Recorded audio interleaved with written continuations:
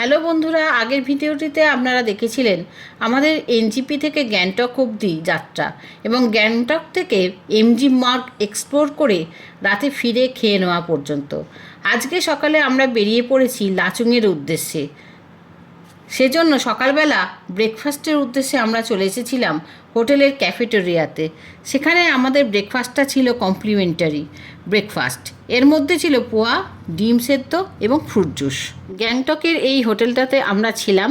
আপনাদের যদি কোনো রকম ডিটেলস জানতে হয় আমাদের অবশ্যই কমেন্ট সেকশনে জানাবেন, আমি আপনাদের ডিটেলস পাঠিয়ে দেব।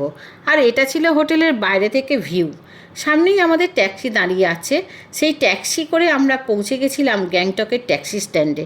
গ্যাংটক থেকে যখন উত্তর পূর্ব এবং দক্ষিণ ভাগে যাওয়া হয় এই ট্যাক্সি স্ট্যান্ড থেকেই যেতে হয়। সেখানে থেকেই আমাদের লাচুংয়ের উদ্দেশ্যে যাত্রা শুরু হলো। আমাদের যাত্রাটা ছিল শেয়ারে যাত্রা। কিছুটা এগোতেই একটা কটেজের সামনে ড্রাইভার এর দরকারে আমাদের একটু দাঁড়াতে হলো।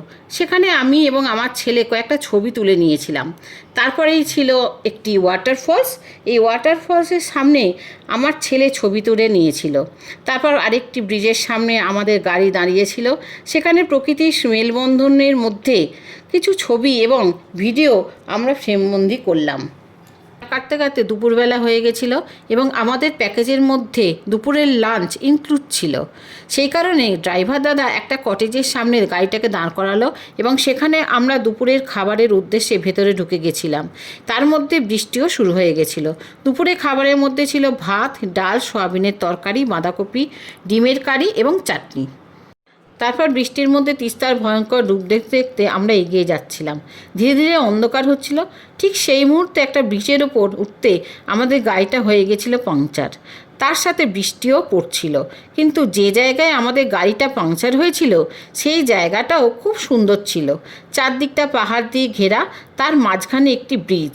সেখানে ড্রাইভার দাদা গাড়িটা ঠিক করলো। তারপর সূর্যের আলো যেতে যেতে সন্ধে নেমে এলো এবং আমাদের পৌঁছতে পৌঁছতে রাত্রি 10টা হয়ে গেছিল। বলে রাখি, লাচুংয়ে কোনো রকম হোটেল হয় না, সেখানে ছোট ছোট কটেজ হয় এবং আমাদের জন্য একটা কটেজ বুক করা হয়েছিল। রাত্রিবেলা পৌঁছতেই কোনো রকম সময় নষ্ট না করে আমরা খাবার জায়গায় চলে এসেছিলাম। কারণ পরের দিন সকালে আমাদের গুরুদাম্বার এবং কালাপাথর যাওয়ার কথা ছিল। রাতের খাবারের মধ্যে ছিল ভাত, ছোলার ডাল, বাঁধাকপির তরকারি এবং ডিম সেদ্ধ। আবার দেখা হবে পরের একটি ব্লগে। টাটা, শুভরাত্রি।